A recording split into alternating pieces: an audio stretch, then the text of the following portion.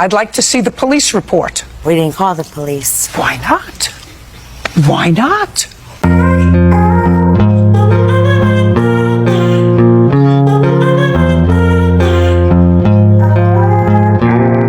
Rear-ended a car while driving a motorcycle, then shot inside of it. That's how prosecutors say a Milwaukee man killed a mother of 4. A motorcycle's engine revs behind you. Your children are in the back seat. You've just had a minor fender bender. What happens next will change everything forever. Have you ever been rear-ended in traffic? Did you feel that instant spike of anxiety when you realize someone just hit your car? Most of us have been there. That moment when your heart pounds, when you're thinking about insurance, about whether everyone's okay, about how this just ruined your evening plans. Now imagine your 9-year-old son is sitting behind you. Your 2-year-old niece is strapped into her car seat. You're just trying to get home safely on a Tuesday night in Milwaukee. On August 6, 2025, what should have been a simple insurance exchange became Milwaukee's most shocking act of road rage violence.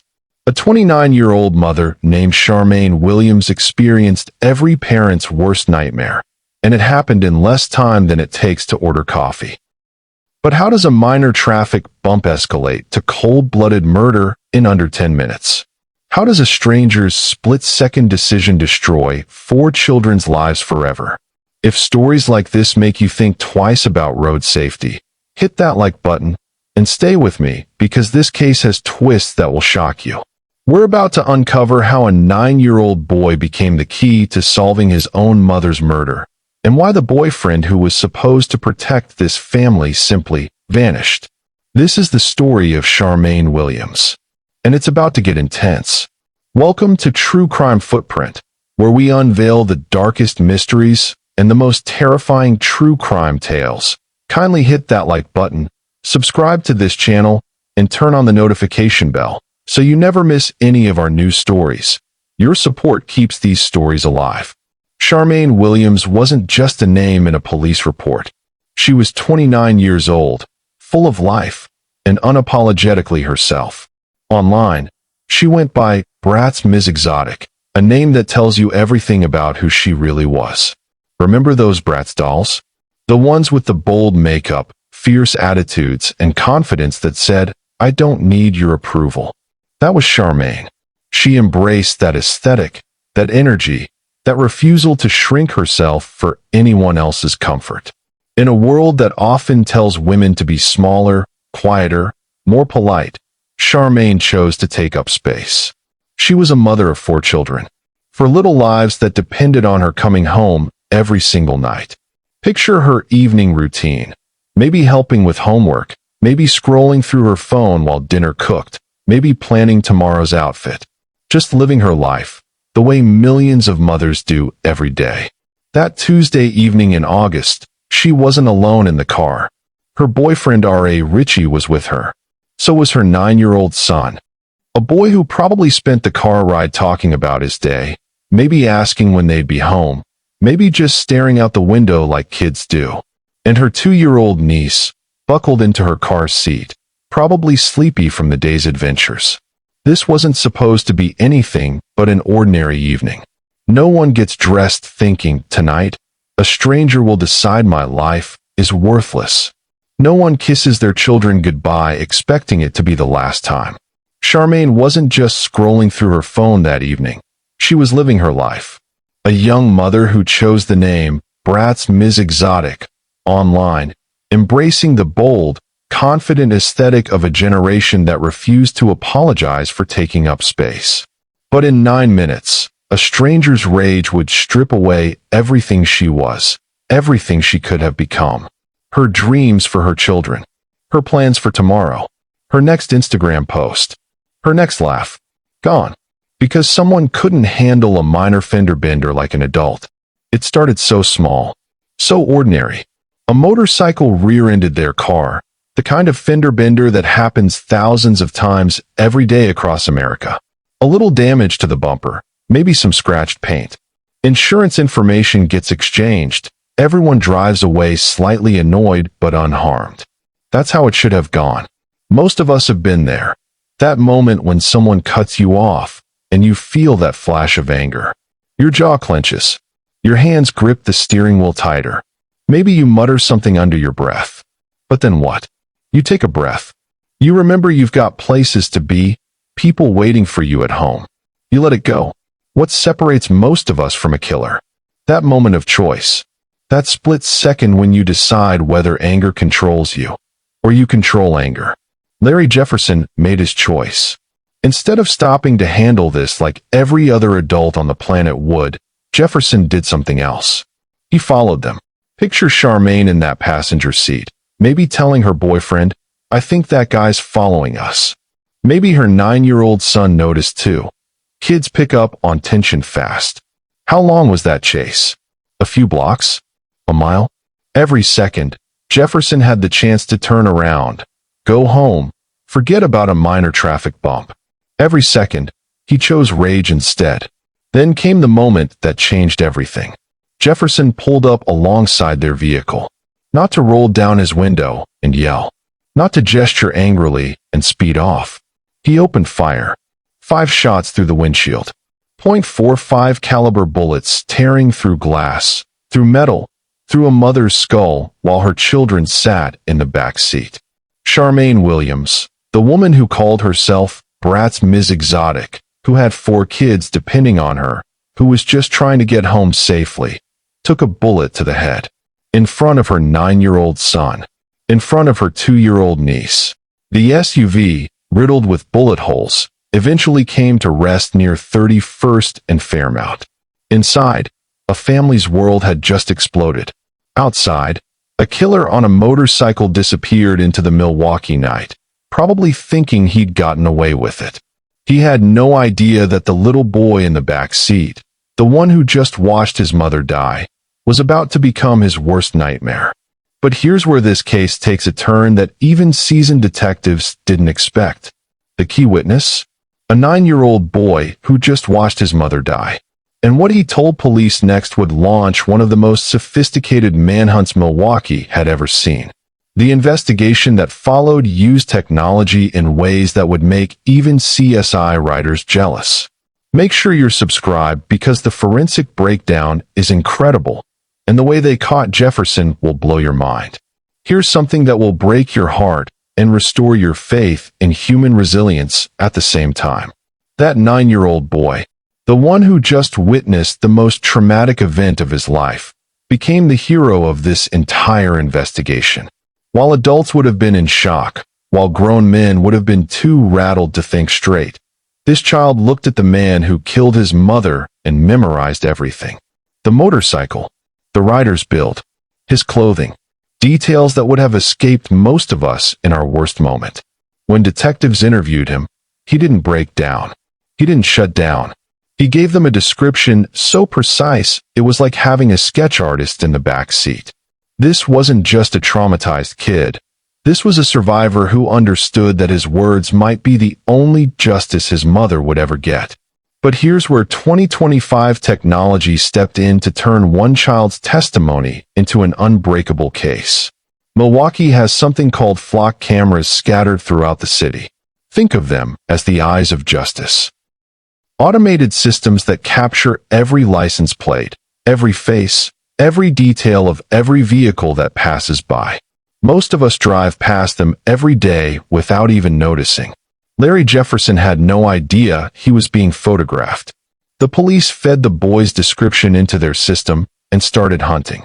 They found camera footage of a motorcycle matching the exact specifications. Then came the breakthrough that would have been impossible just 10 years ago: facial recognition technology. They ran the biker's photo through their database. Top result? Larry Jefferson, 29 years old. Convicted felon with a history of gun charges. And suddenly, they had a name.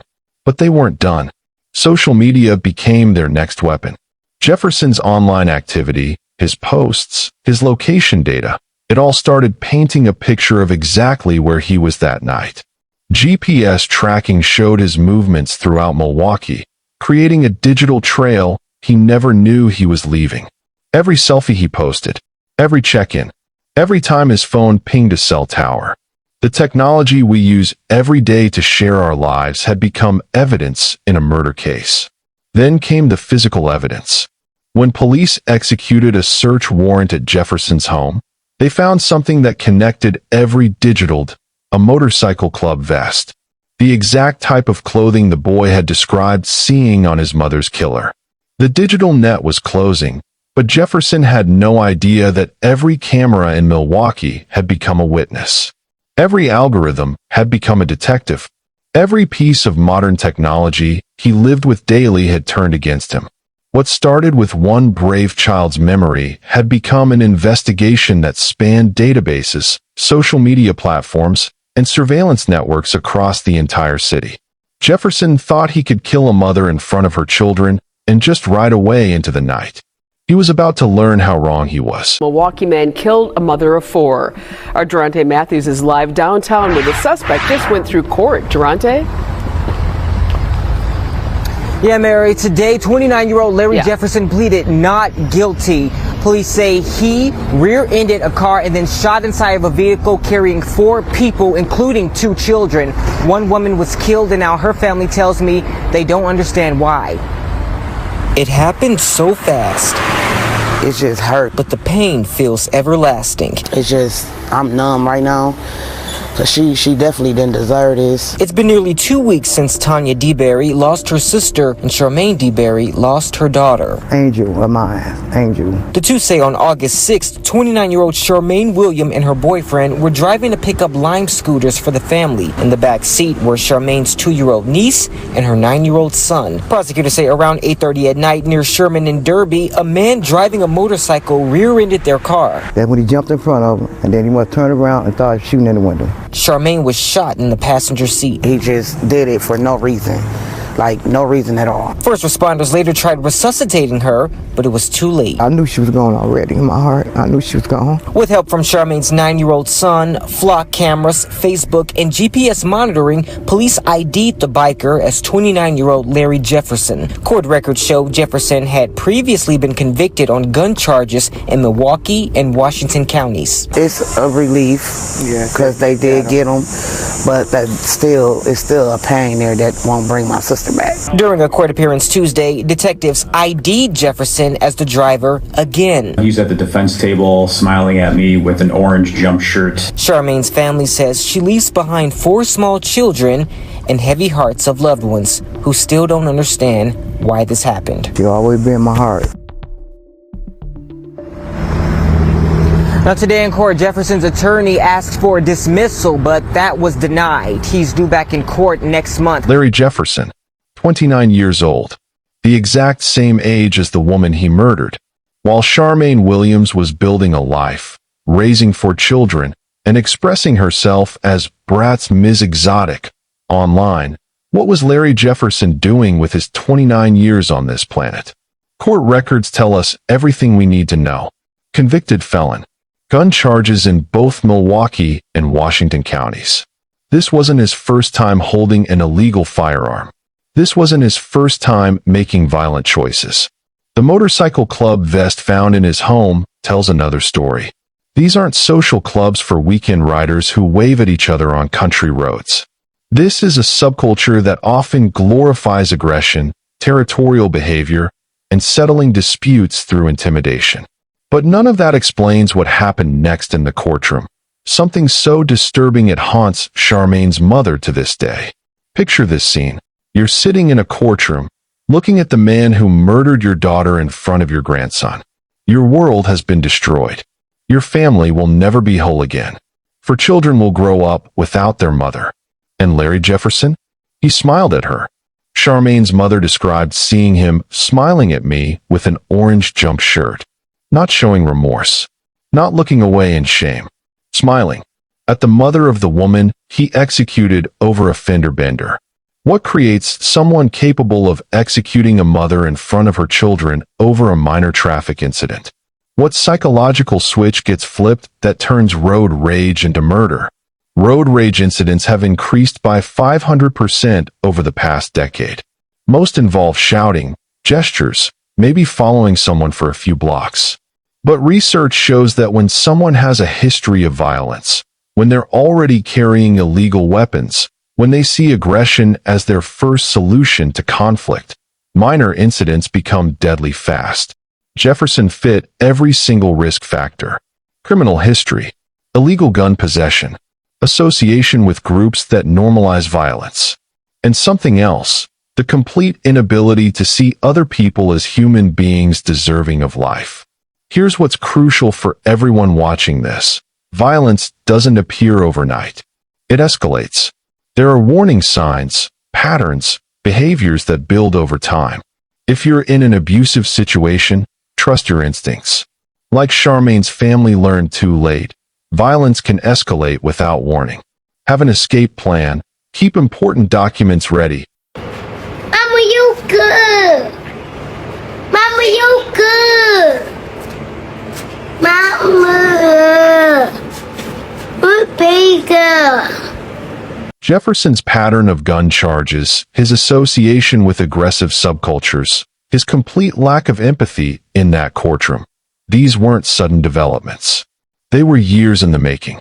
And on August 6, 2025, all of that violence, all of that rage, all of that complete disregard for human life collided with one family's ordinary Tuesday evening. The question isn't just how Jefferson became capable of murder. The question is, how many other Larry Jeffersons are driving around right now, one minor inconvenience away from destroying innocent lives? While Jefferson thought he'd covered his tracks, crime scene investigators were building an unbreakable case against him, piece by piece.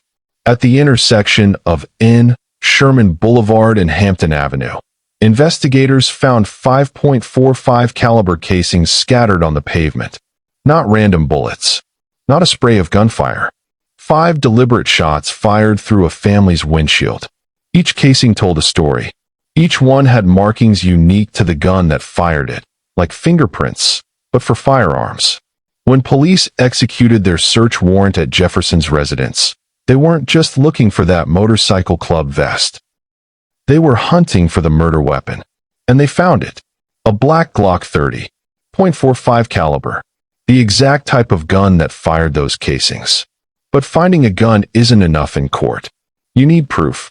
You need science. You need ballistics testing that can stand up to any defense attorney's challenges. The Wisconsin Crime Lab took Jefferson's Glock and test-fired it. Then they compared those test bullets to the casings found at the murder scene. Under microscopic examination, the markings matched perfectly. Not similar. Not close. Perfect. Every scratch, every indentation, every microscopic detail proved that Jefferson's gun, and only Jefferson's gun, fired those 5 shots that killed Charmaine Williams. Think about what investigators now had. A child witness who identified Jefferson. Flock camera footage placing him at the scene. Facial recognition confirming his identity. Social media posts tracking his movements. GPS data showing his location. Physical evidence linking him to the crime scene. And now ballistics proving his gun fired the murder weapon. This wasn't just evidence. This was an avalanche of proof. Jefferson was arrested and charged with first-degree reckless homicide and possession of a firearm by a felon, a charge that existed specifically because society recognized that some people shouldn't have guns. Jefferson was one of those people, and now a mother was dead because he had one anyway. His bond was set at $300,000. Not pocket change, but not impossible for someone with resources. The message was clear. The courts considered him dangerous, but not completely without hope of rehabilitation. On August 19, 2025, Jefferson appeared in court for his preliminary hearing. A detective laid out the evidence, the witness testimony, the digital trail, the ballistics match. Everything investigators had built over 2 weeks of meticulous police work. The court found probable cause to bind him over for trial. With all that evidence, with that mountain of proof, with a case so airtight it seemed impossible to dispute, Larry Jefferson had a choice to make. He could accept responsibility for what he'd done. He could acknowledge that his actions destroyed a family. He could show some remorse for executing a mother in front of her children. Instead, he pled not guilty. Not guilty. Despite being caught on camera. Despite the ballistics match. Despite a 9-year-old boy identifying him as his mother's killer. But there was one person in this entire tragedy whose actions still don't make sense. Someone who was there, saw everything, and then vanished. R.A. Ritchie, Charmaine's boyfriend. The man who was supposed to protect her that night. Let's talk about the elephant in the room. The person who was there for everything. The fender bender, the chase, the shooting, the aftermath, and then just disappeared from the story. R.A. Ritchie was in that car when Jefferson rear-ended them. He was driving when Jefferson followed them through Milwaukee streets. He was there when 5 bullets shattered their windshield. He watched the mother of his girlfriend's children get shot in the head. And then he ran. Not to get help. Not to call 911. Not to comfort the traumatized children in the back seat. He fled the scene, leaving a 9-year-old boy and a 2-year-old girl alone with their dying mother. Here's what makes this even more puzzling. R.A. Ritchie has been completely silent ever since. No statements to the media. No appearance at Charmaine's memorial services. No contribution to the GoFundMe set up to help with funeral costs. No public expression of grief, anger, or even acknowledgement that the woman he was dating was murdered right next to him. When Charmaine's family speaks to reporters, when they share their pain and their memories, R.A. Ritchie is nowhere to be found. When the community rallies around the children she left behind, he's absent. When friends post tributes calling Charmaine's death senseless and tragic, he's silent. What do you make of that? How do you process being in a relationship with someone, watching them get executed, and then vanishing from their story entirely? There are several possibilities, and none of them paint him in a positive light. Maybe he panicked. Maybe the trauma of watching someone die next to you triggers a fight-or-flight response, and he chose flight. But panic doesn't explain weeks of silence afterward. Panic doesn't explain abandoning her children's support system. Panic doesn't explain missing her funeral. Maybe he had his own legal troubles. Maybe there was something in that car, or something about his background, that made him afraid to stick around when police arrived. But even if you're worried about your own legal issues, do you really leave traumatized children alone at a murder scene? Maybe the relationship wasn't what it appeared to be. Maybe he wasn't as invested in Charmaine or her children as a true partner would be. Maybe when the situation turned dangerous, his real priorities became clear. Or maybe, and this is the possibility that's hardest to consider, maybe he knew more about what was happening than we realize. The investigation doesn't suggest R.A. Ritchie was involved in planning Jefferson's attack. There's no evidence he knew Jefferson beforehand. But his behavior afterward raises questions that don't have comfortable answers. Here's what we know for certain. When Charmaine Williams needed protection, when her children needed an adult to step up, when a family was shattered by violence, the man who was supposed to be part of that family chose himself over everyone else. His absence from the memorial services, from the fundraising efforts, from any public acknowledgement of what happened, speaks volumes about who he really is. And it leaves Charmaine's family to grieve not just the loss of a daughter and sister, but the betrayal of someone they trusted to care for her. The children who survived that night lost more than their mother. They learned that the adults in their world, the ones supposed to protect them, might not be there when it matters most.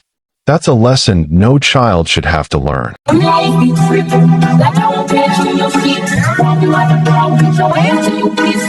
The call that no mother should ever receive came on the night of August 6th. Somewhere in Milwaukee, a phone rang, and Charmaine DeBerry learned that her daughter, her beautiful, confident, 29-year-old daughter, was never coming home again. I knew she was gone already in my heart, she told reporters later. Think about those words. Not, I feared the worst, or I was worried. She knew. Sometimes a mother's instincts cut straight through hope to the brutal truth underneath. Charmaine DeBerry didn't just lose a daughter that night. She became the grandmother who has to explain to 4 children why mommy isn't coming home. She became the woman who has to see her daughter's killer smile at her in a courtroom. She became the voice for a family that will never be whole again. Her other daughter, Tanya DeBerry, tried to find meaning in Jefferson's arrest. "It's a relief that they did get him," she said. "But there's still a pain there that won't bring my sister back." That's the impossible mathematics of grief. Justice doesn't equal healing. Accountability doesn't equal peace. Four children went to bed on August 6th with a mother. They woke up on August 7th as orphans. The 9-year-old who gave police that crucial testimony? He's not just a hero in this investigation. He's a little boy who watched his mother die and then had to be brave enough to help catch her killer. What do you tell a 2-year-old about why Aunt Charmaine isn't coming to play anymore? How do you explain to children that the world contains people who will kill over a fender bender? But here's what happened next, and it shows you something beautiful about humanity even in the worst circumstances. The community refused to let this family face their grief alone. A GoFundMe campaign was created to help with funeral and burial costs. Because losing someone to violence shouldn't also mean financial devastation. Friends and strangers contributed to make sure Charmaine could be laid to rest with dignity. Memorial tributes poured in online, each one a small act of rebellion against Jefferson's attempt to reduce Charmaine to nothing more than his victim. Her friend Jasmine Washington captured what everyone was feeling. "I'm numb. I'm hurting. I'm so confused on why you? Over something so senseless at that. Why you? That's the question that haunts every senseless death. Why this person? Why this family? Why did a stranger's rage have to collide with their ordinary Tuesday evening?" The memorial page at New Pitt's mortuary became a gathering place for love in digital form. People who knew Charmaine shared memories. People who didn't know her shared sorrow. Because sometimes the only response to senseless violence is an outpouring of senseless love. This brings me to something important for everyone watching. If you know someone in an abusive relationship, whether it's domestic violence, workplace harassment, or any situation where someone is being hurt, please remember this. Don't judge if they can't leave immediately. It takes an average of 7 attempts to permanently leave an abuser. 7. Your job isn't to fix their situation or force them to make decisions they're not ready for. Your job is to be a safe person they can turn to when they're ready. Let them know you believe them. Let them know it's not their fault. Let them know you'll be there when they need you. Charmaine's family didn't get the chance to help her leave a dangerous situation. Violence found her randomly, senselessly, in traffic on a Tuesday evening. But for other families, for other potential victims, there's still time. There's still hope. The community's response to Charmaine's death shows what's possible when people refuse to let evil have the last word. This case isn't just about one family's tragedy. It's a window into something much larger happening in our society, and it could happen to any of us tomorrow. Road rage incidents have exploded across America. We're talking about a 500% increase in the past decade. 500%. That's not a gradual climb. That's an epidemic of anger behind the wheel. Most road rage starts exactly like this case did. A minor incident. Someone following too closely. A lane change without signaling. A parking space dispute. Normal people get frustrated, maybe honk their horn, maybe gesture angrily, then drive away and forget about it. But here's what research tells us about the dangerous ones. They're already carrying weapons. They already have a history of solving problems through violence. They're already part of subcultures that glorify aggression. Larry Jefferson wasn't just some guy who had a bad day. He was a convicted felon illegally carrying a gun, affiliated with groups that normalize confrontation, with a pattern of using violence as his first response to conflict. Warning signs existed long before he killed Charmaine Williams. Society just didn't connect the dots until it was too late. So how do we protect ourselves? How do we avoid becoming the next Charmaine Williams? First, understand that you cannot reason with someone in full rage mode. You cannot de-escalate someone who's already decided violence is the answer. Your job is to get away safely, not to prove you're right or teach them a lesson. If someone's following you, drive to a police station. Don't go home. You're just telling them where you live. Drive to the nearest fire station, hospital, or busy public place with security cameras. Never get out of your car to confront an angry driver. Ever. Your ego isn't worth your life. Your need to be right isn't worth your children losing a parent. And here's something most people don't think about. If you carry road rage yourself, if you tailgate people who annoy you, if you honk aggressively or gesture angrily at other drivers, you might be the Larry Jefferson in someone else's story. That person you're intimidating might have their children in the car. They might be someone's mother, father, daughter, son.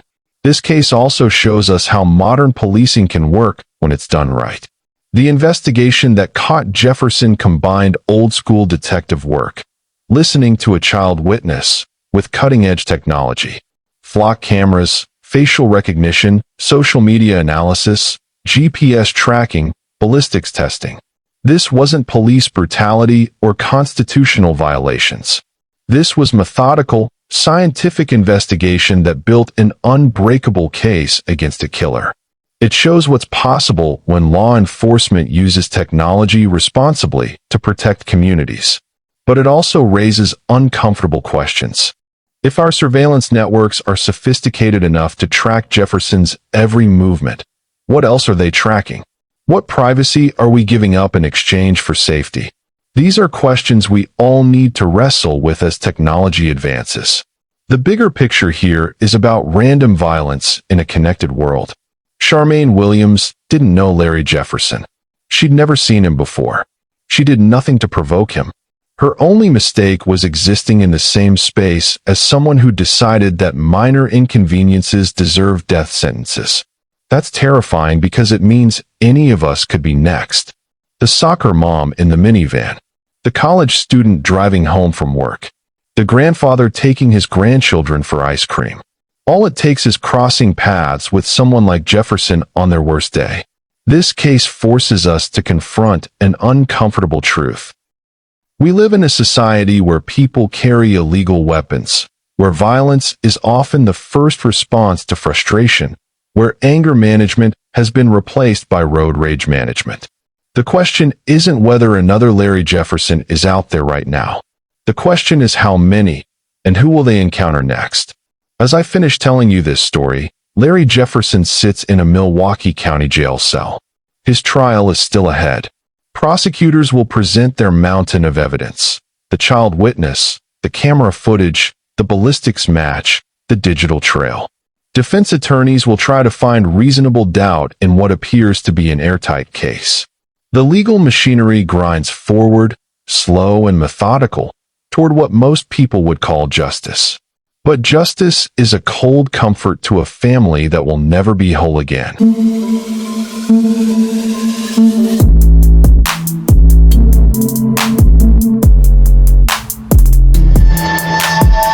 Charmaine DeBerry still wakes up every morning knowing her daughter is never coming home. Tanya DeBerry still carries the pain that no arrest can heal. Her children still go to bed every night without their mother tucking them in. The 9-year-old hero who helped solve this case? He's not just the boy who caught his mother's killer. He's the boy who has to live with those images for the rest of his life. He's the boy who learned too early that the world contains people who will kill over nothing. Charmaine Williams will never see her 4 children grow up. She'll never update her Bratz MsExotic profile again.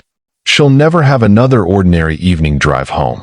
She'll never post another selfie, never laugh at another inside joke, never complain about traffic or celebrate a promotion or worry about paying bills. All of those small, ordinary moments that make up a life, gone. Erased by a stranger's choice to let rage win over reason. The lessons from this tragedy aren't complicated, but they're vital. Trust your instincts on the road. If someone's following you, don't go home. Drive to safety. Don't try to be a hero. Try to be a survivor. Recognize that road rage is about power, not traffic. It's about people who've decided that their anger matters more than your life. You cannot reason with that mindset. You can only escape it. Protect your family by understanding that violence can come from anywhere, at any time, for no rational reason. The person tailgating you might be having the worst day of their life. The person you accidentally cut off might be carrying illegal weapons and a lifetime of rage. Your job isn't to educate them. Your job is to get your family home safely. If this story made you think about your own safety on the roads, share it with someone you care about. And let us know in the comments. What would you have done differently? How do you handle aggressive drivers? What strategies do you use to keep your family safe? Here's the truth that haunts every true crime story. The system worked in this case. The investigation was thorough. The evidence was overwhelming. The arrest was swift. Jefferson will likely spend years behind bars for what he did. Justice might be served. But Charmaine is gone forever. No amount of justice brings back a mother's laugh. No conviction restores a child's sense of safety. No sentence undoes the moment when a family's ordinary Tuesday became their worst nightmare. That's why these stories matter. Not because we enjoy tragedy, but because we hope that by understanding how violence happens, we might prevent it from happening again. Subscribe for more true crime stories that matter. And remember, sometimes the difference between coming home safe and becoming a headline is just one person's choice to let anger win. Don't let that person be you.